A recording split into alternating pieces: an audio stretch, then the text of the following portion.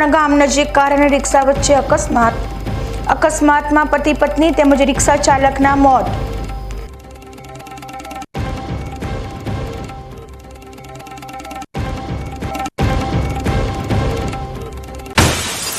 Taranga Ambaji railway project અંતર્ગત બ્લાસ્ટના કારણે દાંતા તાલુકાના હાથી પગલા ગામના સ્થાનિકો મુકાયા ભયમાં।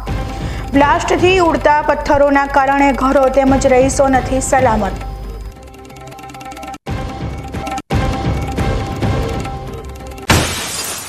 ડીસામાં કોંગ્રેસના લોકસભાના ઉમેદવાર ગેનીબેનનો રોડ શો। શૈક્ષણિક સંસ્થાઓને બાનમાં લઈ બહેન દીકરીઓને હેરાન કરતા અસામાજિક તત્વોને આપી ખુલ્લી ચેલેન્જ।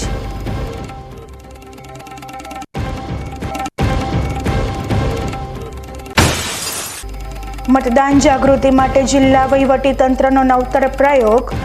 મતદાન કરવા જઈએ સોંગ પર યુવાનોએ ડાન્સ કરીને મતદાનની કરી અપીલ।